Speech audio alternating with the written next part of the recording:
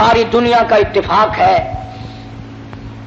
1,29,000 صحابہ کرام کا اتفاق ہے، سرکار مدینہ صلی اللہ علیہ وسلم کی ازواج مطہرات کا اتفاق ہے، حضور کی بیٹیوں کا اتفاق ہے، حضور کے سارے رشتہ داروں کا اتفاق ہے کہ سرکار مدینہ صلی اللہ علیہ وسلم حضرت عبداللہ کے بیٹے تھے، حضرت آمنہ کی جھولی میں آئے اور حضرت حلیمہ دودھ پلاتی رہی اور پالتی رہی. سبحان اللہ. نہ تم نے کبھی یہ بھی سنا کہ آج جبریل کا عید میلاد النبی ہے؟ کبھی سنا؟ نہیں جی. شکر ہے نہیں سنا، نہیں سال میں 2 موقع تو ملتے نا.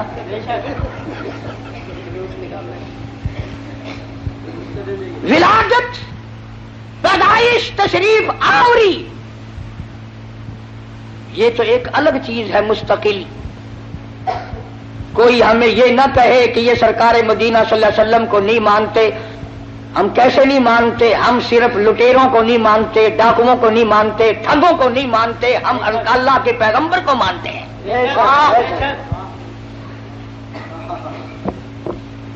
ہمارے پاس جتنی حقیقتیں ہیں وہ ساری اولیاء کرام نے بتائی.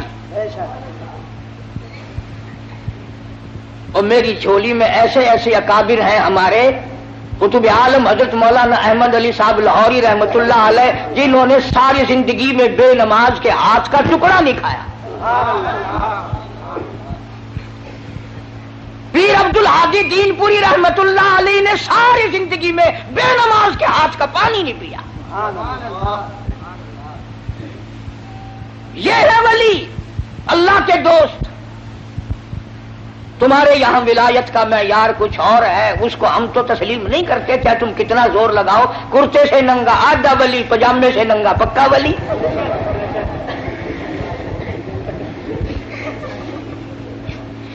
جو بالکل ننگا پھرتا ہو، اخے پہنچی ہوئی سرکار ہے کی نشانی ہے پہنچن دی. اگر دیکھو نا اگاڑی پچھاڑی ساری کھلی ہوئی ہے. تمہیں کس نے بتایا کہ ننگا ہونا ولایت ہے؟ نہ، علماء موجود ہیں، ساری دنیا کے اولیاء، کتبوں، ابدالوں، غوثوں، اوتاروں کی عبادت، نماز، روزہ، حج، زکوٰۃ، خیرات، ساری دنیا کی ساری عبادتوں کو ایک پلڑے میں رکھو، اور بلال کی یہ نیکی کہ اس نے سرکار کا دیدار کیا ہے، اس کا مقابلہ نہیں کیا جا سکتا. 1,29,000 صحابہ میں سے کون ننگا پھرا؟ اہل بیت میں سے کون ننگا پھرا؟ جو ننگا پڑا ہو آخر بابا، ہائے ہائے بابا، پوچھا کی شکل تو دیکھو کتنی سونی ہے.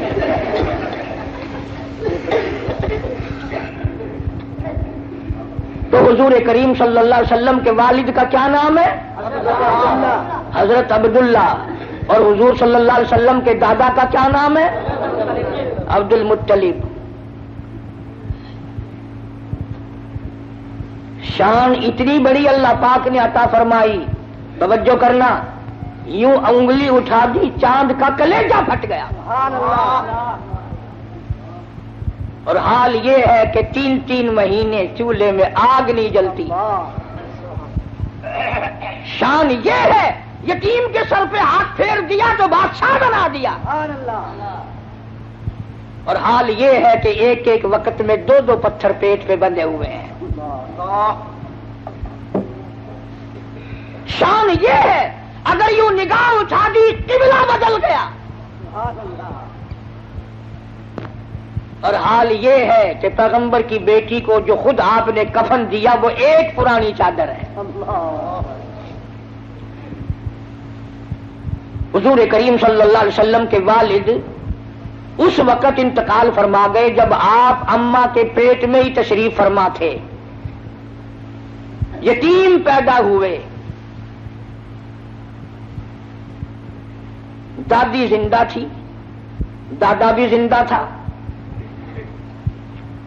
علماء کرام نے لکھا عبد المطلب گھر میں کھانا کھانے کے لیے آتا تو جلدی سے نکل جاتا، گھر میں بیوہ بہو ہے، شرماتا ہوا جلدی نکل جاتا ہے، بھی بیوہ ہے، بھی پیٹ سے ہے، بھی حمل سے گھر میں نہ ٹھہرتا۔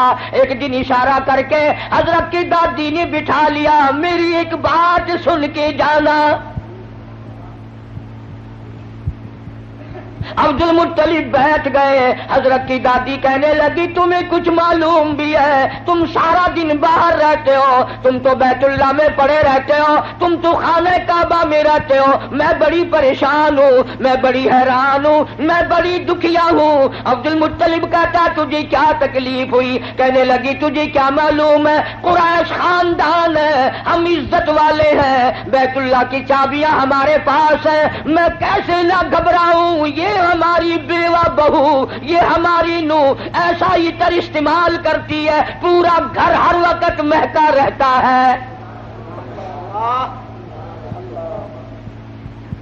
بھی بیوہ ہے، بھی پیٹ سے عطر لگاتی ہے۔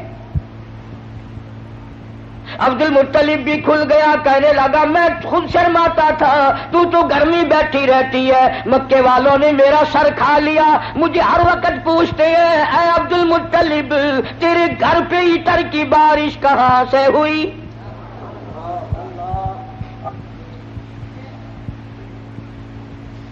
اور عبد المطلب نے بڑھ کر یہ بات کہی اپنی گھر والی سے، حضور کریم صلی اللہ علیہ وسلم کی دادی سے، کہ تو نے بات چھیڑ دی، یہ عطر کوئی عام عطر نہیں ہے، یہ ایران کا عطر نہیں، عراق کا عطر نہیں، فلسطین کا عطر نہیں، شام کا عطر نہیں، مصر کا عطر نہیں، یہ کوئی خاص خوشبو ہے۔ توجہ ہے سب کی؟ عبد المطلب نے کہا حضور کے دادا نے تم دونوں ساس بہو ایک جگہ تو رہتی ہو، پوچھ کیوں نہیں لیتی کہ یہ عطر اس کے پاس آتا کہاں سے ہے؟ پوچھ کیوں نہیں لیتی کہاں سے یہ خوشبو تیرے پاس آتی ہے؟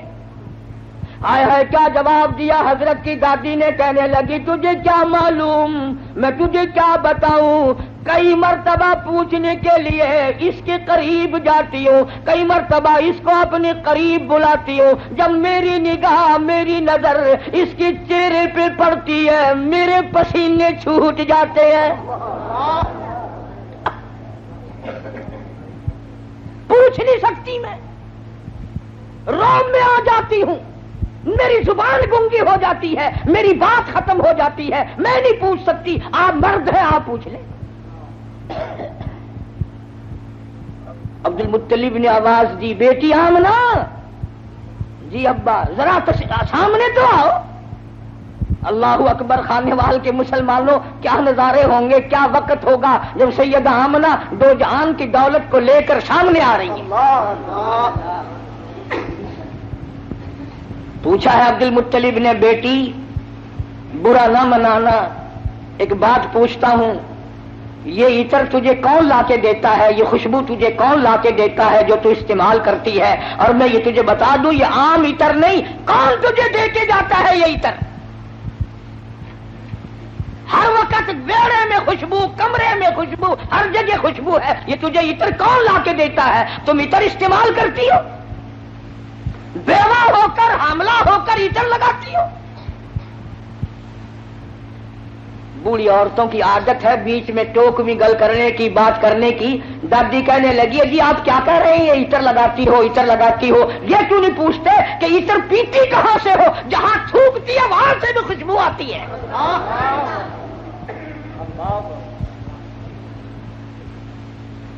جہاں بیٹھے وہاں خوشبو، غسل خانے میں خوشبو، میڑے میں خوشبو، گھر میں خوشبو، جدھر سے گزرتی ہے خوشبو ہی خوشبو ہے، آپ پوچھتے کیوں نہیں؟ جناب سیدہ آمنہ رضی اللہ تعالیٰ عنہا رونے لگی، فرمانے لگی میرے ابا کوئی شک نہ کرو، کوئی شبہ نہ کرو، نہ میں نے کبھی عطر خریدا، نہ میں نے بازار دیکھا، نہ میں نے عطر والے کی دکان دیکھی، نہ مجھے کبھی کسی نے لا کے دیا، نہ تم لائے نہ میں لائی نہ اور کوئی لایا، پھر یہ عطر کہاں سے آتا ہے؟ روتی روتی